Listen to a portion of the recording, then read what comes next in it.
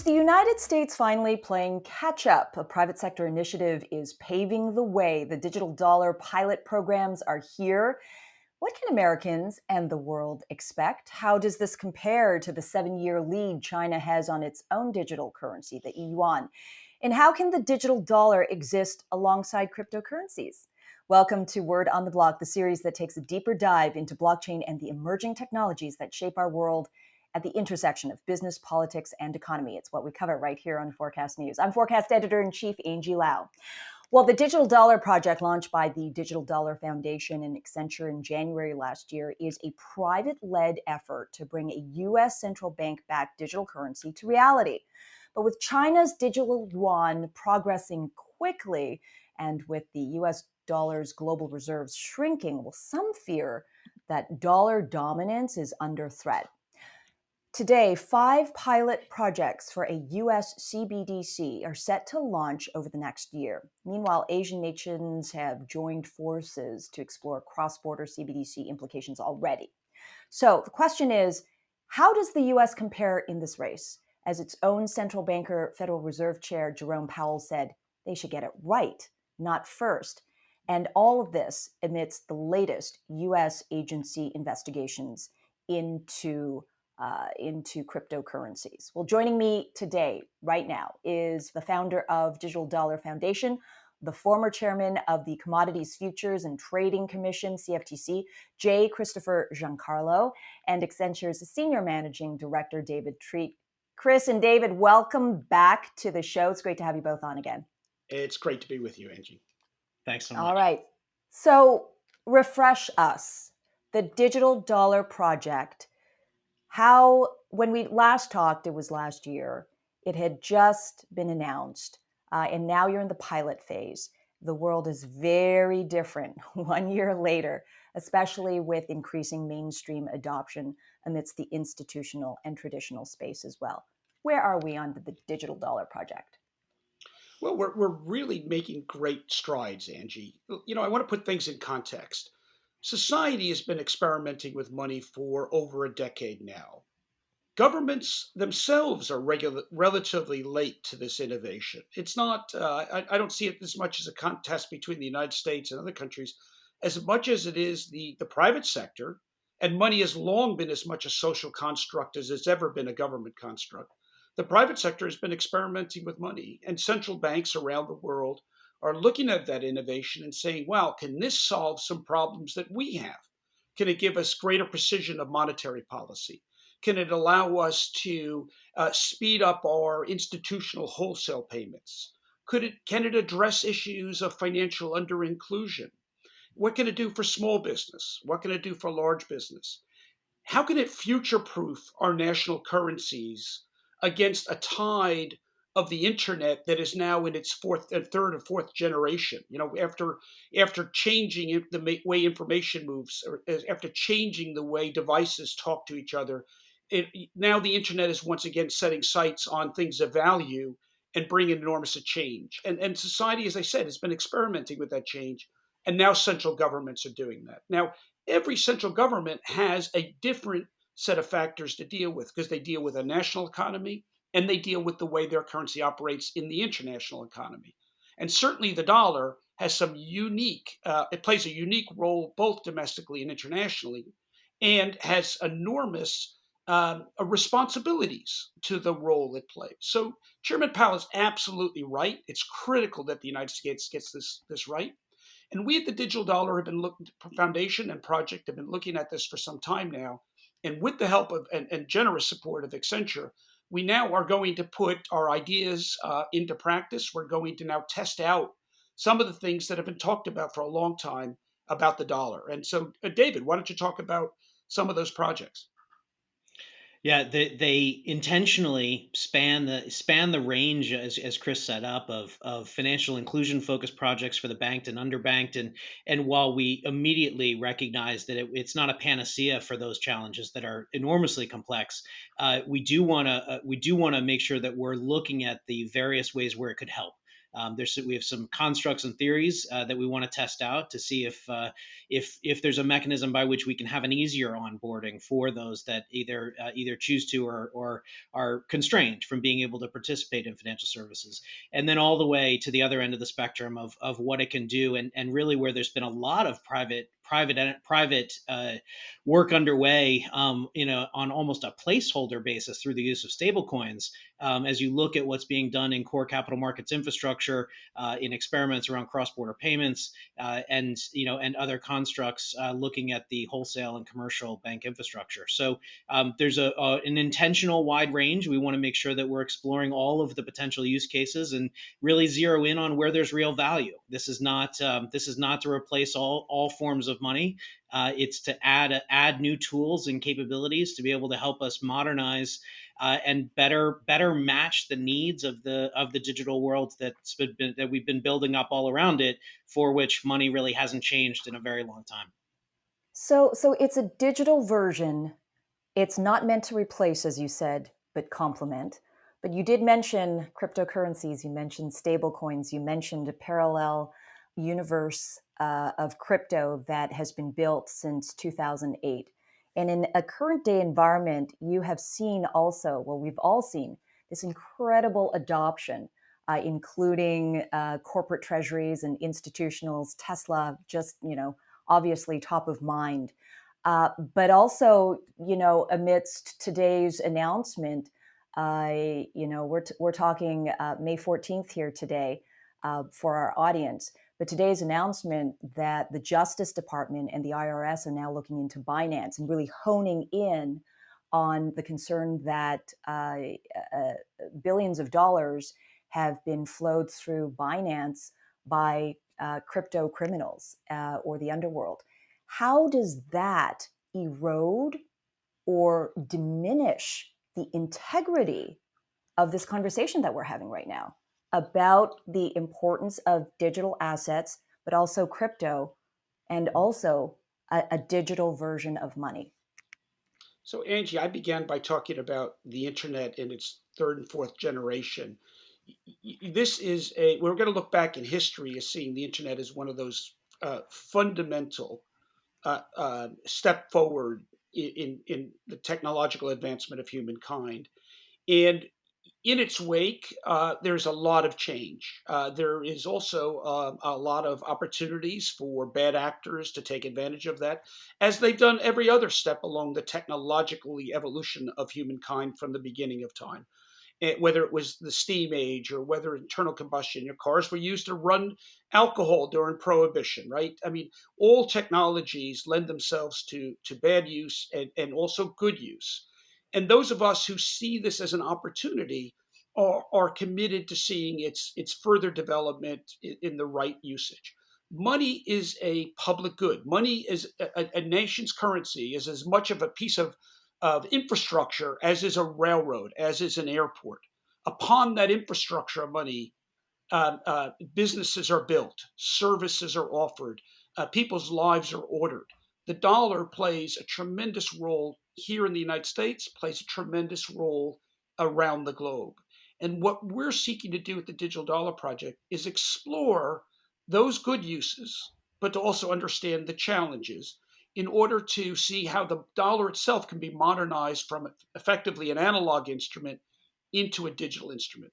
We take no position on the private development of currencies other than to say maybe the public use can learn something from those private efforts. Um, as they develop, there are lessons to be learned that can be adopted by the private sector. But we really see what we're doing at the Digital Dollar Project as filling a need. Right now, the United Mm. States, the central bank is exploring this, but it's exploring it from a technology architecture point of view. And that leaves unexplored commercial uses, Mhm. societal impacts, practical uses. And so we can use our resources, our relationships, and we're operating on a non-for-profit basis to explore it in a way that's practical and yet make all the data that comes out of that publicly available for Mhm. academics, for the administration, for the Federal Reserve, and for leaders on Capitol Hill who will ultimately make the big decisions as to whether the United States actually adopts a digital dollar or not. And that also depends on the US electorate. It depends on people's sentiment, and that public sentiment is so integral. Are you As it should in a concerned that democracy, yeah, as it should in a yeah. democracy, right? And I said that all countries have a different role of their government, of their currency. We're not an autocracy, we are a democracy. Decisions like this should rightly be made through the democratic process and not by government fiat, in my view, as a member of a free society. And so when public sentiment could potentially be swayed by these headlines, and we're seeing the price of Bitcoin drop as a result of the Justice Department and the IRS investigations into Binance, for example, today, that public sentiment is being impacted. Is there a concern that this is going to flood into sentiment about digital dollar or digital currency? Because, whether we like to admit it or not, a lot of people are still in really chapter one or the prologue of understanding what this new world is. I ran a major government agency with global responsibilities. Headlines come and go, daily events happen all the time. One has to take a long term view. As I said, I think the internet is having a multi generation impact on society, and it's going to have an impact. The future of money, in my view, is very much digital and networked. And so, I don't think one headline should distract us from the overall goal of modernizing money, whether that be non-sovereign or sovereign. Yeah, The I think one non-sovereign, thing that I yeah. would, sorry, Gene. Go ahead, I think David. one thing that I would add is um, as with any new wave of innovation, the language and the definitions and the precision of that language is critically important. And so, one of the things that I think we're eager to do is really help to clarify that there's an ever growing taxonomy of innovation in this digital asset, digital currency space. And the more precise in the language that we are, the more we clearly delineate the differences and the different value cases for each type of digital asset and digital currency, the better. And certainly, as we're focused in this project on central bank digital currency, being able to convey what that means. This is, as Chris said, a public good. The characteristics of systemically important infrastructure, the expectations of recourse, the expectations of auditable, transparent, SLA based, right? All of the things that just the trains have to run on time, and and all of the constructs that you would expect of core infrastructure, will are being designed into that. And the more that we can clearly describe the use cases, the requirements, and the value associated with it, these different subcategories in this digital currency, digital asset space, I think will more and more stand on their own and their own merits, and we'll have a much more clear discussion, and maybe talk past each other a little bit less, as we talk about each one individually. And And I'll and say, and yeah, go ahead, Chris. I was going to say one more thing, Angie. I'm old enough to remember when the first wave of the internet came to pass, the internet of information.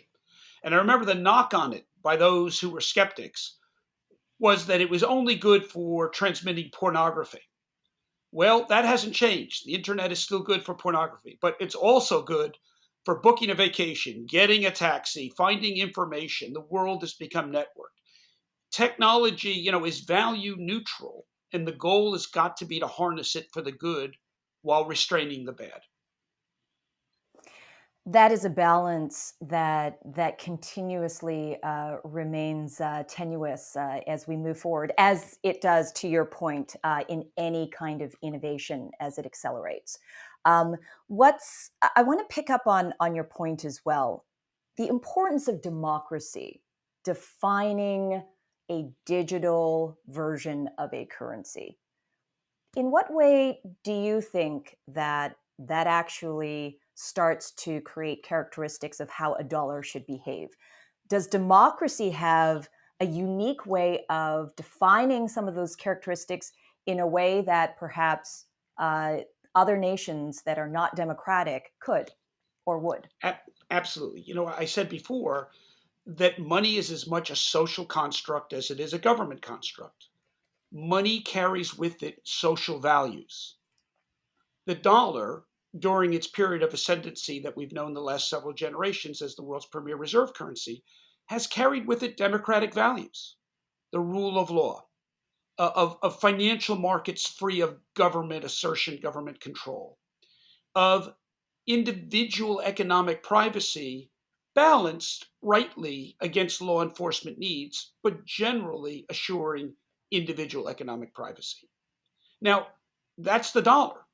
Other currencies may carry other values with it. As we go into a digital future, these values are going to be even more important.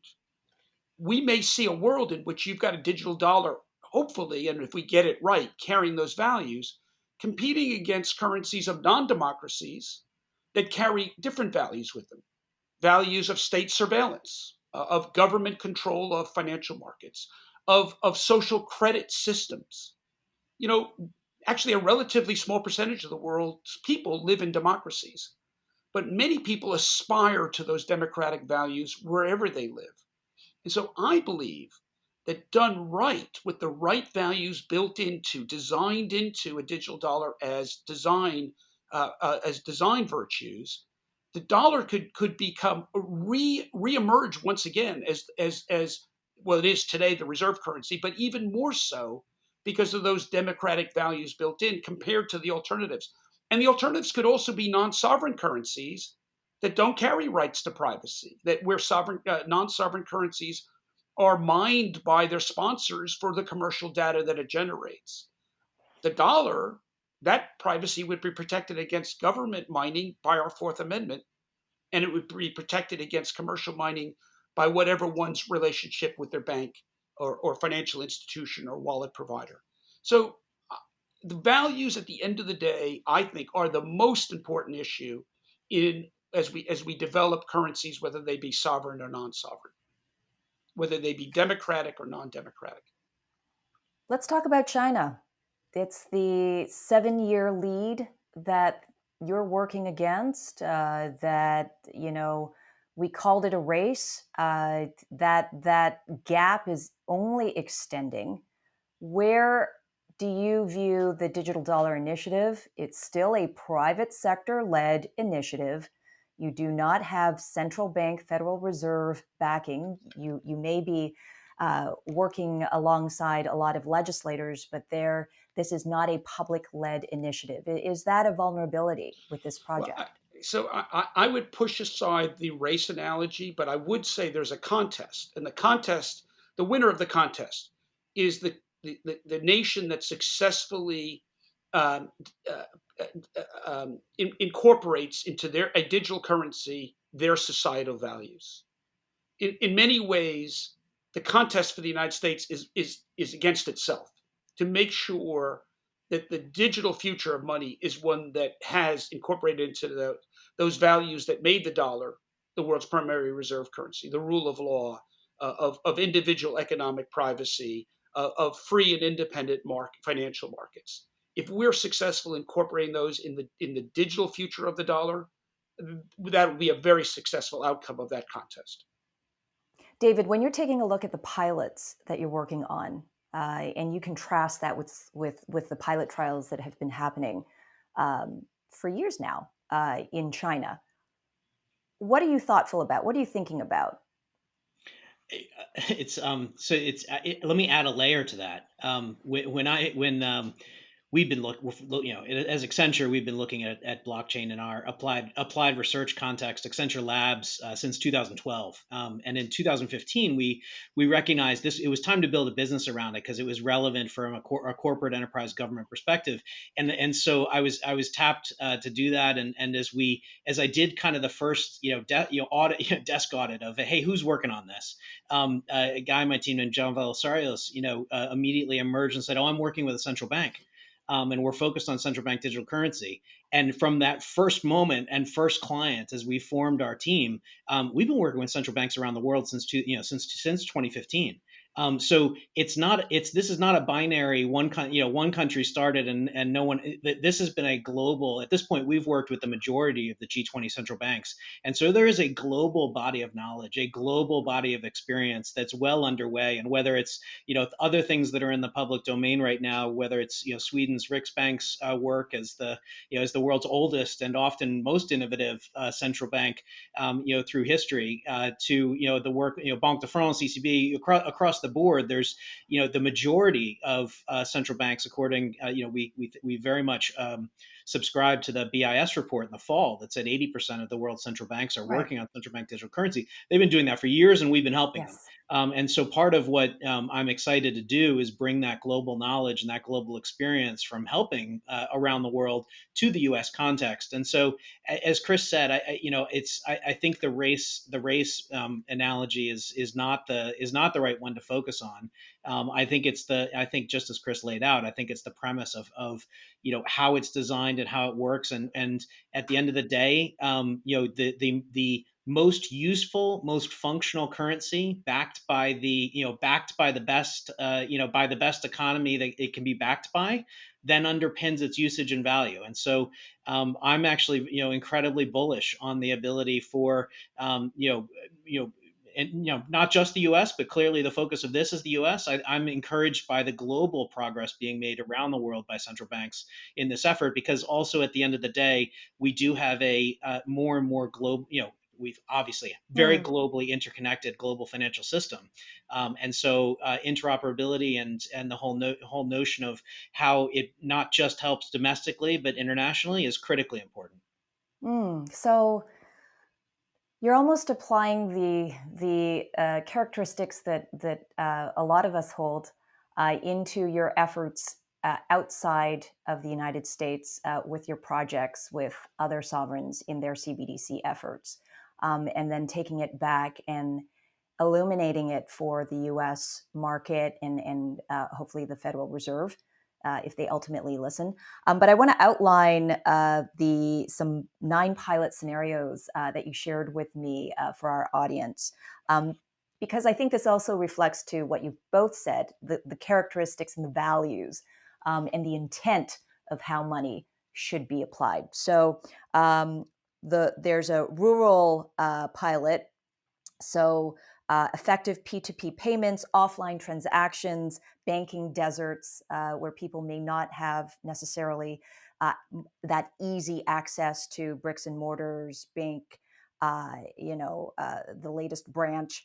And potentially this could help offset that challenge. Urban, obviously the city, remittances, banking relationships. This I thought was interesting. Benefit distribution, operational efficiencies, programmable tokens providing enhanced retail customizability and fraud reduction. I just want to rest on that a little bit. There's about 6 more, which include national level, small and medium businesses, multinational business, international payments, domestic payment transfers, and domestic atomic settlement. But I want to pick up on benefit distribution.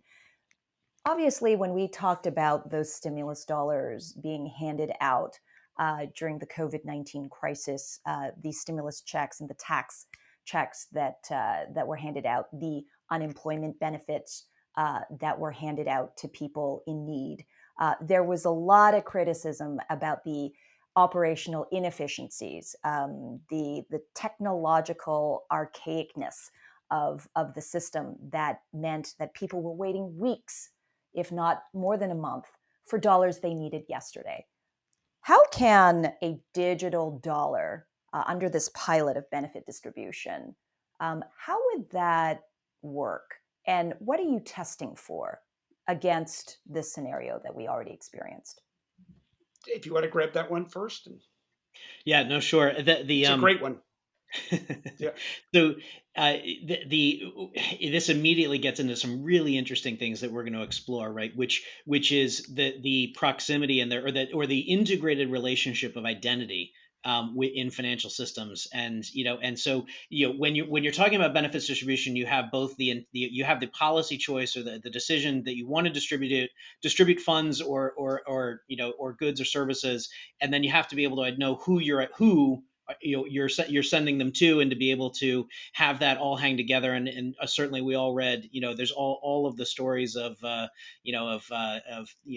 identity challenges around it. And so, to answer the question, the thing that we want to explore is, at a fundamental level, that mechanism of being able to distribute a tokenized version of the CBDC directly to wallets is then, just as we're seeing other types of digital currency transactions today, very fast, efficient, quick, and not non-repudiable, that you can count on it, you can audit it, you can, it's a fast and effective means of distribution.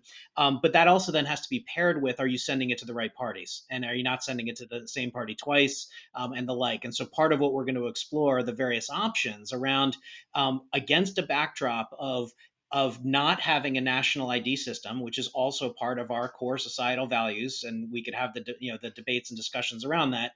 How do you match those two things, in a way that we all would think valuable, and meet the social and policy and legal needs and requirements of our current context? And so there's actually quite a bit to explore there. It's not as simple as, let's just set up a set of wallets and send tokens to them. We're going to need to explore the various mechanisms by which you actually could take advantage of the digital identity constructs to be able to be certain that you're sending the right amount to the right people, and you're only doing it once.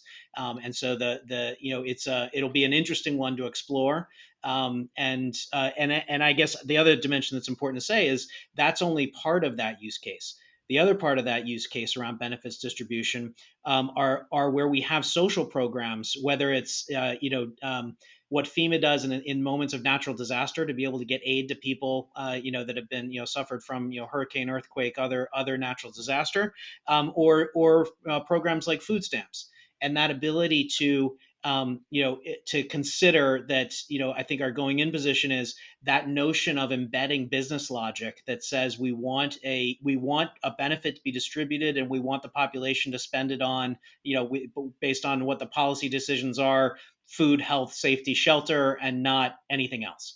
And that ability to actually pair a stable coin that can embed that business logic into it, and to be able to guide what is spent, and what it's not spent on, paired with a central bank digital currency, we see as a powerful combination.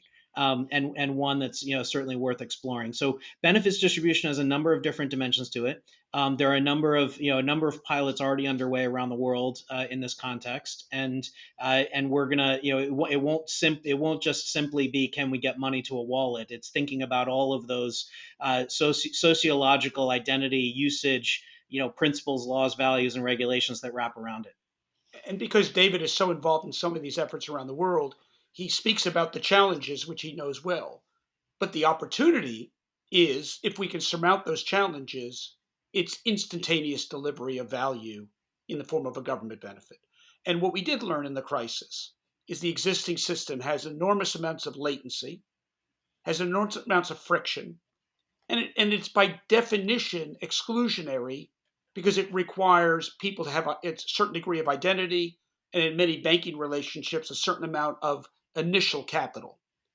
With a digital system, those issues of friction, of latency, and if we get the identity right, identity fall by the wayside, in which case, in a crisis, we can have immediate, precise benefit distribution. Anytime you go from an analog system to a digital system, the precision level, is enormous. And that's what we're searching for with digital currency: a degree of precision in benefits distribution, a degree of precision in monetary policy that no society's ever enjoyed before this technology came around.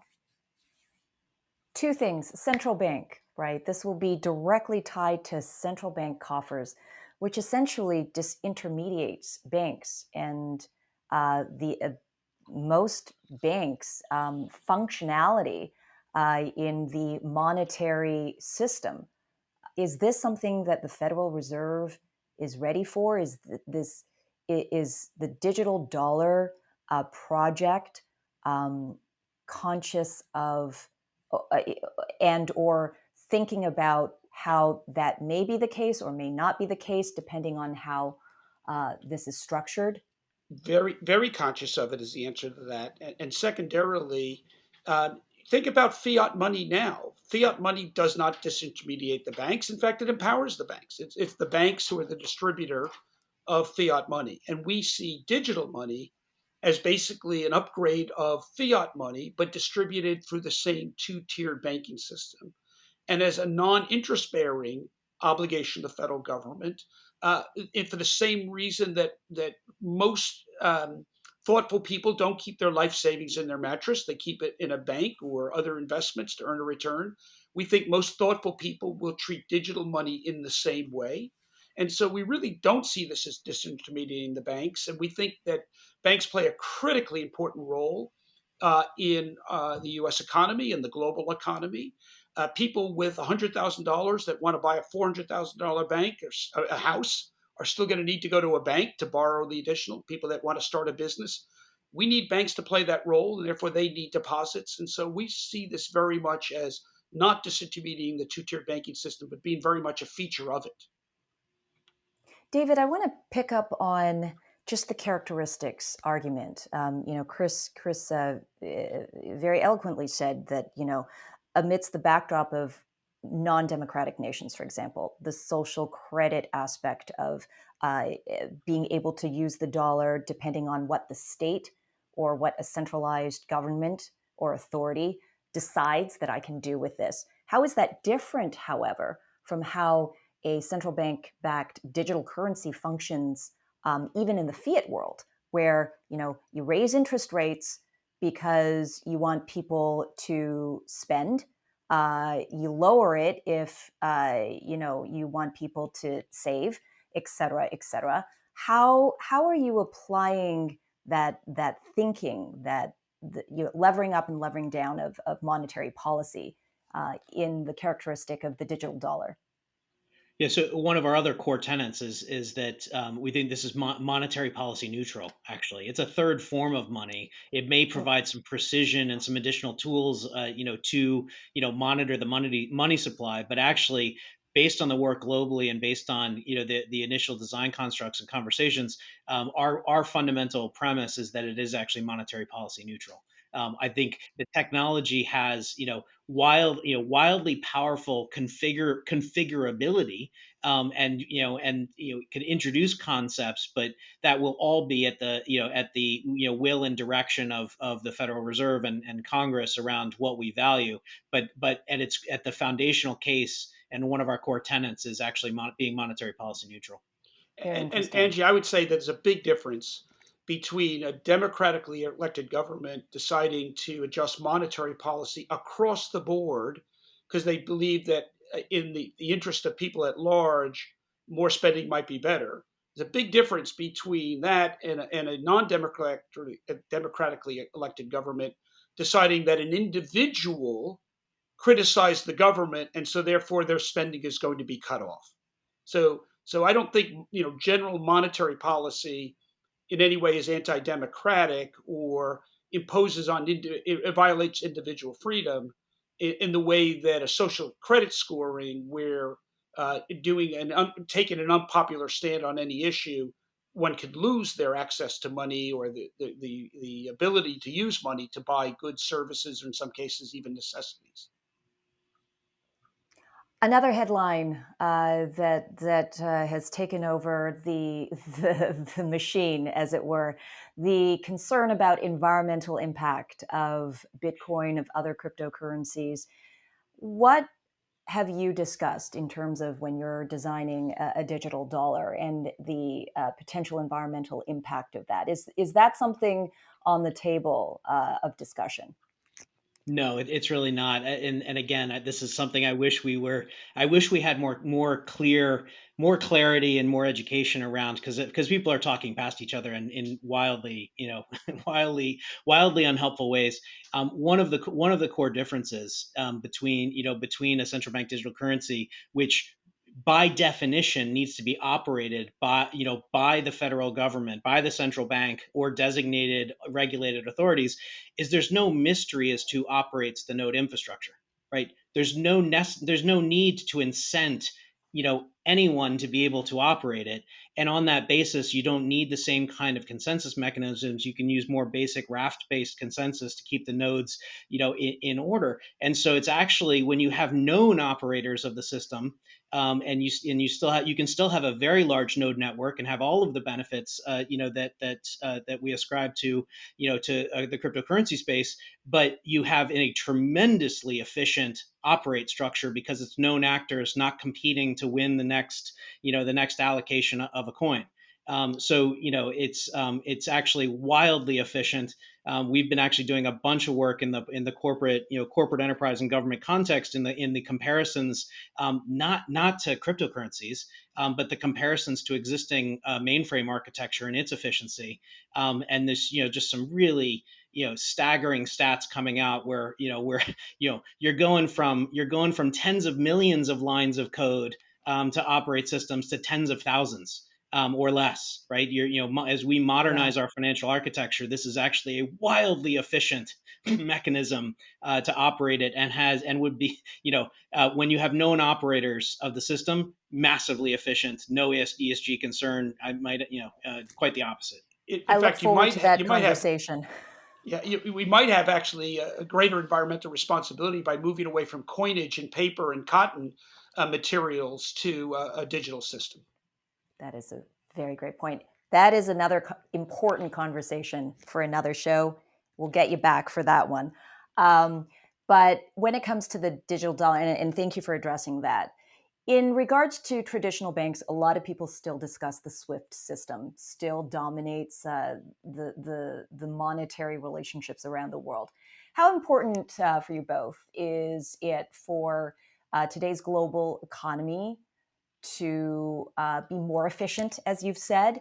Does the digital dollar provide a pathway to future of international settlements in a way that currently SWIFT seems, as all of us have experienced the latency? Does a digital dollar and other CBDCs kind of pave the way towards more efficiency on a global scale? Chris, if you don't mind, let me start with this one. Do it. Of course, David, go. You know Well, this. I'll turn it over to you, but I'm compelled to say, I'm compelled to be disappointed in my own, social media amplification. So Angie, 2 days ago, we co-published a paper with Swift on central bank digital currency. We've been working with them. Very proud of the work in terms of their forward-thinking stance around their central role in today's global financial infrastructure and cross-border payments. And so we've published a paper together around what that looks like and how it works, and have been working, and reference experiments within that, just to exactly play out that future as to what role do they play in this modernization. So I will have to post it a few more times to make sure we're getting the traction on it. Thank you for sharing it with us here. I'll leave Chris, you that were one going to with say. David's answer. It's a great answer, so I'm going to leave it there. Yeah, go read the paper. We'd You love know, feedback. but I ask it because that is that has been a target for a lot of these conversations, and so it's interesting to hear that there is an evolution in terms of how the SWIFT system is also thinking about it. Because in contrast, you have China and what's happening here in Asia, that has, often felt, in terms of remittances and fees, that this is a system that does not work for it or for work for a lot of people in this region. And so, what's happening here is in contrast to a system that SWIFT is included in, that hasn't worked for a lot of people. Let me actually just take it up to a higher altitude level and make this point. Throughout most of human history, until the last 500 or 600 years ago, money was tokenized in a token form. It was shells, beads. Eventually, it was coinage, and in China, for the very first time, it became paper money. But money was a token. You passed it to someone, and they verified the token. They didn't need to necessarily know your identity or what you had in an account. But the token system, because of weight, because of thievery, because of other things, was basically a local system. And as commerce expanded beyond a village and a county and became national and then international, tokens actually became very unwieldy. And the account based system established because people would have their money in their local bank and they would basically get a letter of credit, or that bank would notify a bank in another province that so and so is good for their money, extend them credit. And hence we have the account based system. Most of the money used in global commerce today is account based. It was the answer to the early form of globalization. But the internet gives us the ability to once again use tokens and move them anywhere around the globe in seconds, and with programmability ultimately to move in time. The ability to move tokens of money in space and in time is an enormous leap forward for humankind. And it's going to have a dramatic impact on the existing accounts based system. It's not necessarily going to wash it away, but it's like the beginnings of a new civilization on top of an old one. Old forms will remain, but this technology is so powerful that it's going to allow, for the very first time in human history, the instantaneous movement of money in place, in space, and in time.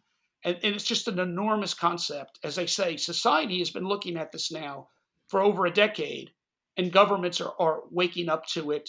And we, at the help with the Digital Dollar Project, are going to try to help explore some of that in the UX, in the context of the US dollar.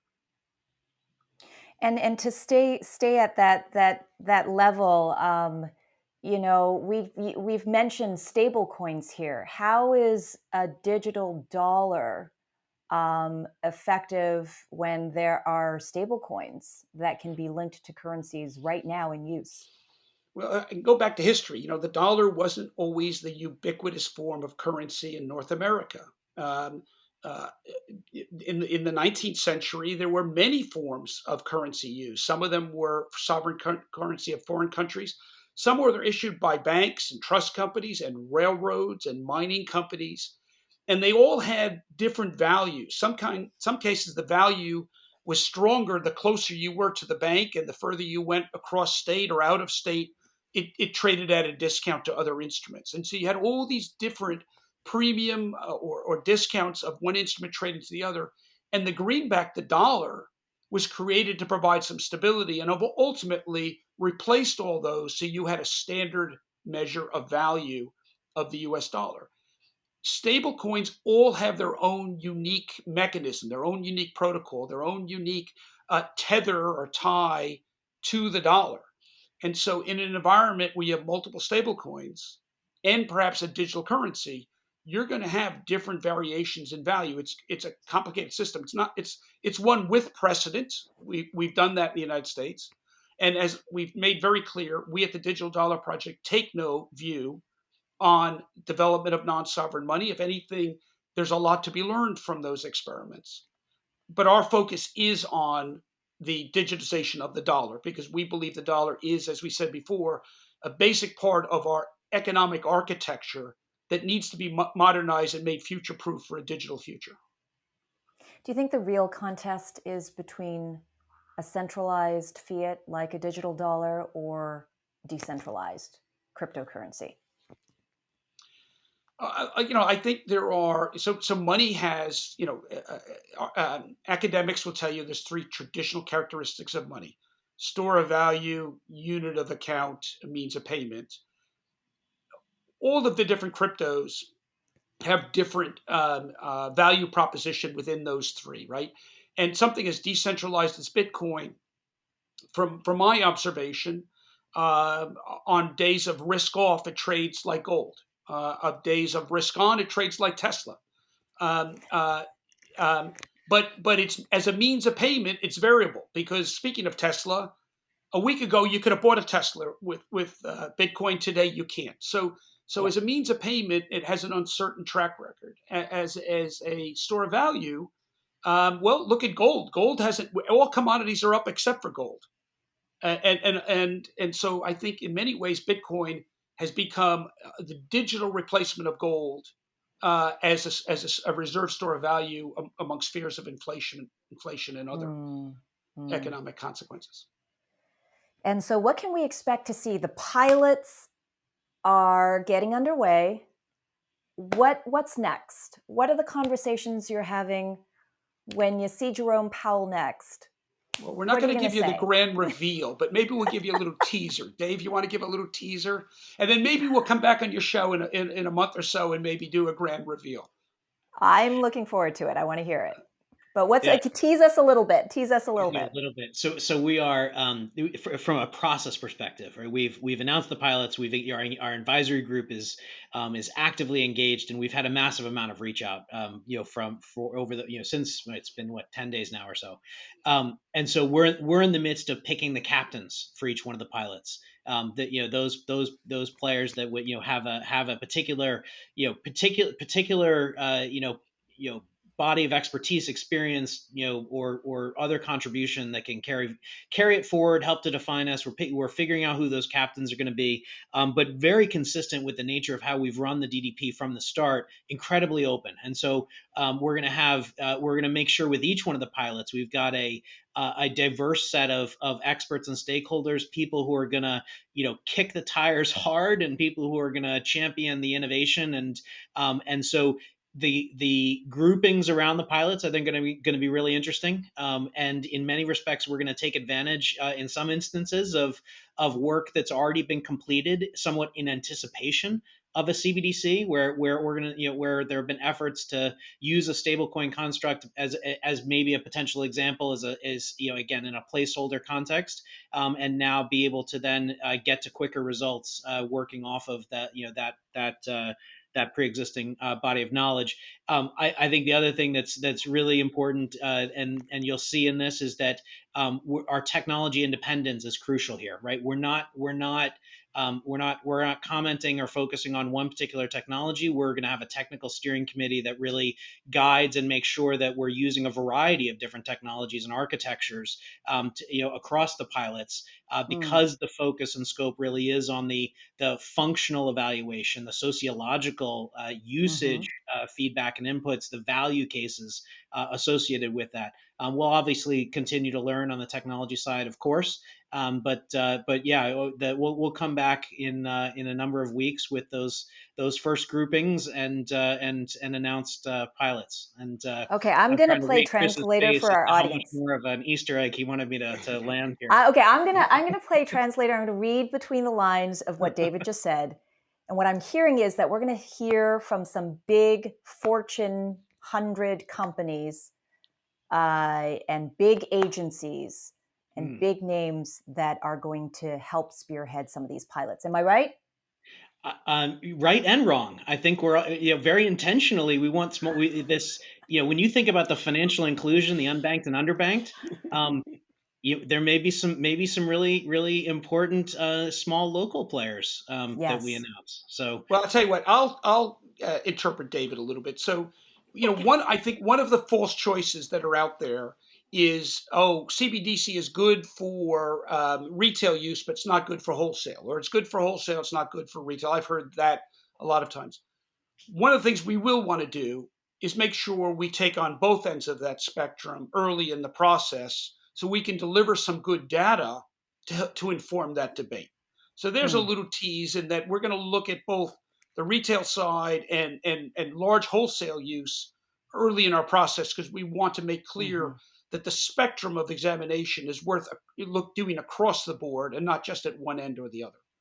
Well, both of you are experienced diplomats, clearly on the government agency side and a business enterprise side, and it is truly all about the stakeholders, and that's what I'm hearing loud and clear. It is the Indeed. integrity of this future system, as it pertains to everyone on that value chain, including Indeed, it is. little old me and the Federal Reserve. So.